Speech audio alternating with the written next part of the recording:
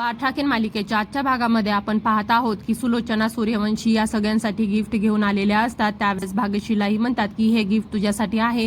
त्यावेळेस वैद्यबुवा म्हणतात की या सगळ्याची काय गरज होती। त्यावेळेस इकडे सुलोचना सूर्यवंशी म्हणतात की हे आमच्याकडून शुभेच्छा आहेत आणि ते तुम्ही स्वीकारावं। त्यानंतर इकडे भाग्यश्री म्हणते की मला तुम्हाला एक रिक्वेस्ट करायची आहे आणि माझ्या लग्नामध्ये तुम्ही सहकुटुंब सहपरिवार या। त्यानंतर इकडे आई आजी म्हणतात हे तर सोन्याहून पिवळं होईल। त्यानंतर इकडे आरव हा आपल्या घरी येतो आणि तो आलोकला आवाज देत असतो की आलोक दादा कुठे आहेस, पण आलोक दादा त्याला दिसत नाही आणि हॉलमध्ये अंबिका, तृप्ती आणि तिचा नवरा बसलेला असतो। तेही म्हणतात की तू कधी आलास आणि इथे ये बस। आणि त्यावेळेस तो म्हणतो की मी आलोक दादाला शोधत आहे आणि आलोक दादा कुठे आहे पण तुम्ही का सांगत नाही। त्यावेळेस अंबिका विचार करते की जर आरवला कळालं की आलोक हा गेस्ट हाऊसमध्ये आहे तर तो चिडेल। त्यानंतर इकडं तृप्ती विचार करते की मीच त्याला फोन करून सांगितलं की आलोक हा गेस्ट हाऊसमध्ये आहे आणि तो त्याला बंद करून ठेवलेला आहे आणि तुम्ही लवकरात लवकर येऊन त्याला काय पहा।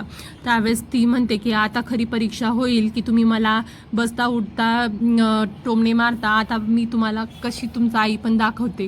त्यानंतर इकडं ती बसलेली असते। त्यावेळेस इकडं आरव म्हणत असतो की आलोक कोठे आहे, तेव्हा ती म्हणते की येथे नाही। त्यावेळेस इकडं आरव म्हणतो की मला माहीत आहे की आलोक दादा हा गेस्ट हाऊसमध्ये आहे आणि मला एका सर्वंटचा फोन आला होता आणि त्यानं सांगितलं आहे की त्याचे खूप हाल होत आहेत आणि सुलोचना आईंनीच त्याला गेस्ट हाऊसमध्ये टाकलेला आहे। त्यावेळेस तो म्हणतो की मला फक्त तुमच्या तोंडातून ऐकायचं होतं म्हणून मी तुम्हाला विचारत होतो आणि मीच आता दादाला शोधून काढतो। म्हणून आरव हा तिथून निघून जातो। त्यानंतर इकडं सुलोचना मॅडम म्हणतात की मी आता येते, म्हणून त्या तिथून निघून जात असतात। त्यावेळेस इकडं मामी प्राजक्ताला म्हणतात की आता जर तुला सुलोचना मॅडमने नोकरी ऑफर केली तर तू ते स्वीकार आणि नोकरीला जा। त्यानंतर इकडं सुलोचना मॅडमला सोडायला प्राजक्ता येते। त्यावेळेस इकडं सुलोचना मॅडम तिची माफी मागतात आणि म्हणतात की याच्या पुढे असं काहीच होणार नाही, मी तुला वचन देते। त्यावेळेस इकडं प्राजक्ता म्हणते की तो व्यक्ती कोण आहे।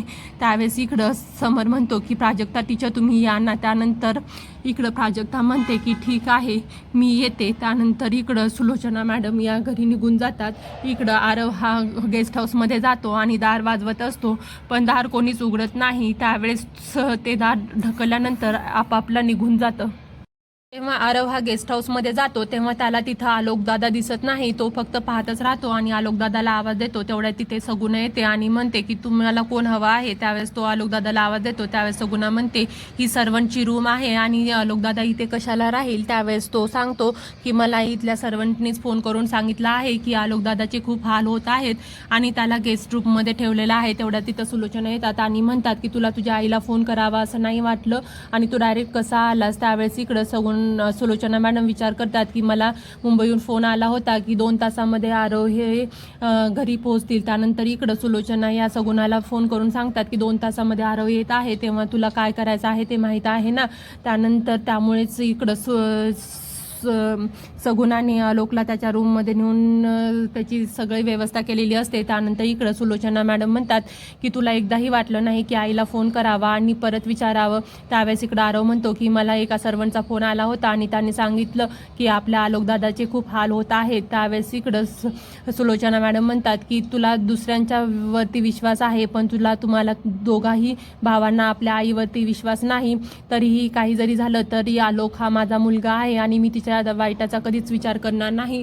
त्यानंतर इकडं सगळेजण विचार करत असतात की आलोकदादा कुठे आहे। तेव्हा आरव हा फक्त तोच प्रश्न विचारत असतो, मी आल्यापासून तुम्हाला विचारत आहे की आलोकदादा कुठे आहे आणि मीच त्याला शोधतो, म्हणून तो तिथून निघून जातो। त्यानंतर इकडं तृप्ती विचार करत असते की आलोकदादा जरी इथं नाही सापडला तरी जेव्हा आरव आलोकला विचारेल तेव्हा ते सत्य सांगेल। त्यानंतर इकडं भाग्यश्रीच्या मेहंदीची तयारी सुरू असते आणि सगळेजण डेकोरेशनमध्ये लागलेले असतात।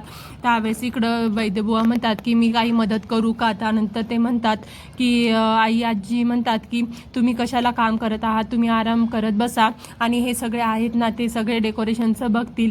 त्यानंतर इकडं आई आजी आणि तृप्तीमध्ये भांडण सुरू होतं। तेवढ्यात ते वैद्यबुवा येतात आणि म्हणतात की आता हे लग्नाचं घर आहे आणि तुम्ही काय भांडत बसलेले आहे, सगळे पाहुणे आलेले आहेत। त्यानंतर इकडं आलोक हा आपल्या पेंटिंग्स पाहत थांबलेला असतो। तेवढ्यात तिथे आरव येतो आणि म्हणतो की आलोक दादा तू कसा आहेस। त्यावेळेस इकडं आलोक आणि आरव एकमेकाला मिठी मारतात आणि इकडं सुलोचना आणि सगुणा हे पाहतात. त्यानंतर इकडं भाग्यश्रीच्या मैत्रिणी तिथं आलेल्या असतात आणि भाग्यश्रीला म्हणतात की तुझं लय लवकर लग्न जमलं आणि तुला कसा मुलगा भेटला. त्यावेळेस भाग्यश्री त्या मुलाचा फोटो दाखवते आणि म्हणते की हा आहे माझा होणारा लाईफ पार्टनर. त्यानंतर ती मुलगी म्हणते की आम्हाला वाटलं होतं तुझ्या लग्नाला 2-3 वर्ष लागतील पण तुझं नशीब काढलं.